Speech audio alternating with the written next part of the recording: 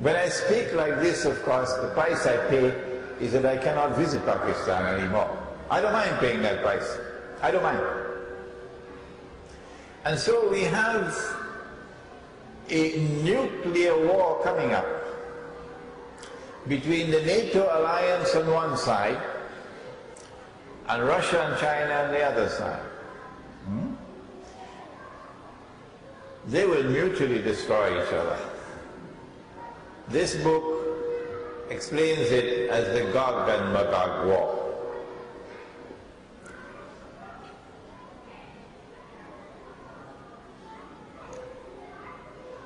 In order for Russia to have a fighting chance to win that war, the Russian Navy,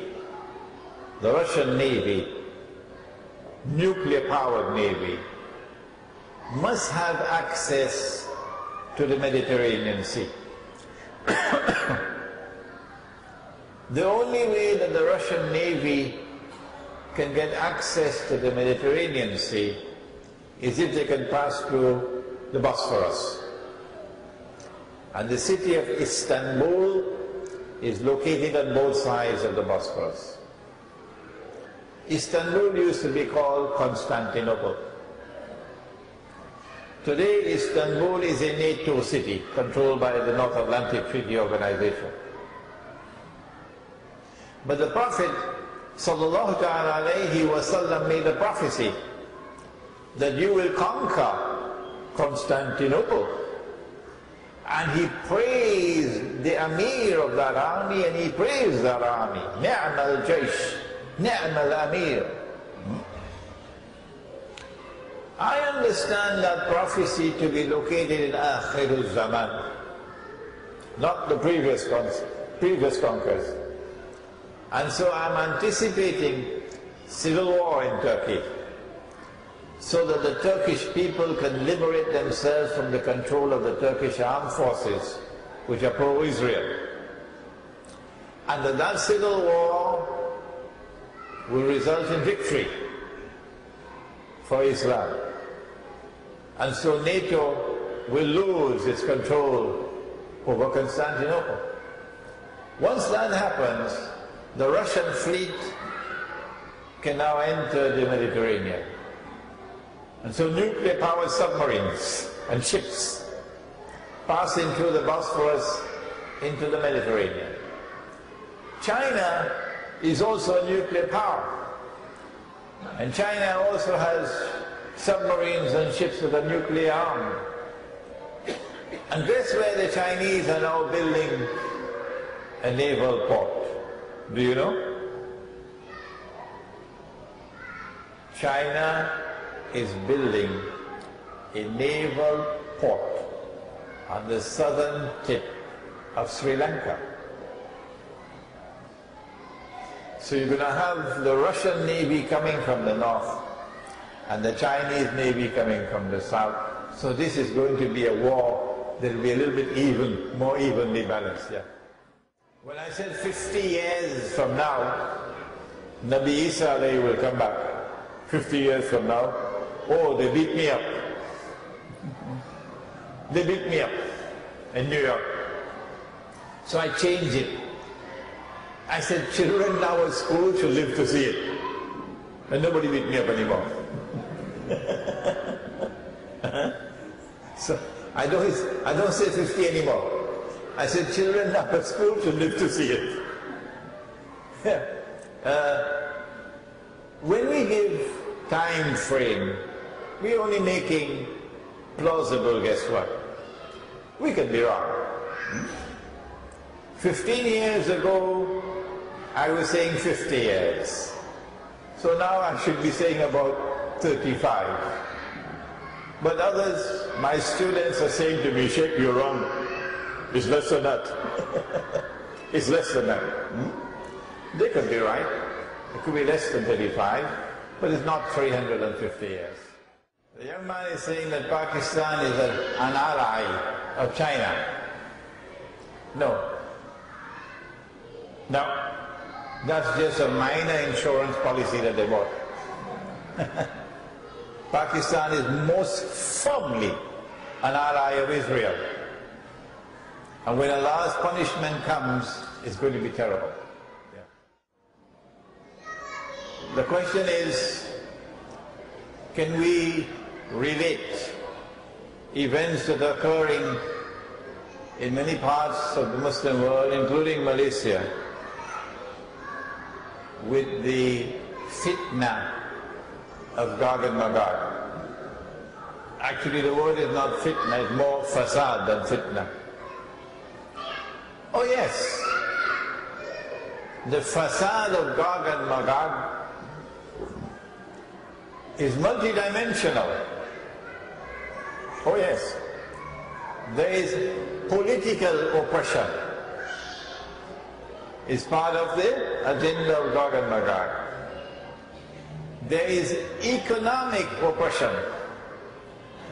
Your daughter, you know your daughter.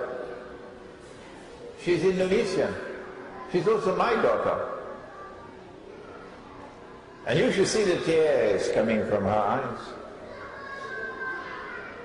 Our daughters are in Singapore, serving Dajjal as domestic servants and being paid the salary of a dog. Our daughters. She's paid $300 a month. Here she's paid 600 ringgits a month.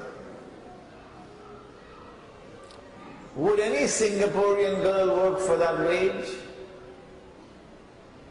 Now don't come to me with the argument, well, when she takes the $300 to Indonesia, it's a lot of money. Because justice demands that you be paid the wage of the market in which you are working, not the wage of another market. So don't make the mistake. Is there any Singaporean girl who will work for that wage and do that job? Come on, Lee Kuan Yew, answer me. With all the studies you did in Harvard, making Singapore the model state. The answer is no. No. That's oppression. Would any Malaysian girl work for that wage in Malaysia, do the same work? The answer is no. That's oppression. So you are oppressing my daughter. When men are oppressed, Allah's anger is terrible. Can you imagine what it must be like up there when women are oppressed? Can you imagine what kind of anger there is over there when children are oppressed? That oppression is around the world today. Gog and Magog and Dajjal. I'll tell you the result. In Surah Al-Isra, Allah tells us what He's going to do to the oppressors and to those who choose to continue to reside amongst the oppressors in their cities. He says in Surah Al-Isra, وَإِن مِّن قَرْيَةٍ إِلَّا نَحْنُ مُهْلِكُوهَا قَبْلَ يَوْمِ الْقِيَامَةِ أَوْ مُعَذِّبُوهَا عَذَابًا شَدِيدًا كَانَ ذَلِكَ فِي الْكِتَابِ مَسْطُورًا. This is آخِرُ الزَّمَانِ. You cannot understand this ayah except in the context of آخِرُ الزَّمَانِ. And there is not a single town or city that will not be destroyed. Surah Al-Isra, Allah will destroy them all. And those who escape destruction will be punished with terrible punishment. And this is something inscribed in the book. So the study of Gog and Magog and their economic oppression, the monetary oppression with its bogus and fraudulent and utterly haram paper money. The oppression that comes now from Islamic banks who say that they engage in halal transactions, but in effect, in their so-called murabaha, they're lending money on interest, but disguising it as a sale. I call it backdoor riba. If you differ with me, no problem, no problem. We differ, okay? You have your opinion, I have mine. You see, Sheikh Imran is wrong. But if you come after me with boxing gloves to attempt to demonize me and to prevent me from preaching and teaching, well then I have an answer for you. I will show patience and patience and patience until patience is no more. And I'll say, come Islamic Bank, come, let us both pray to Allah and ask Allah to curse and to punish with the greatest possible punishment whosoever from amongst us is wrong on this issue.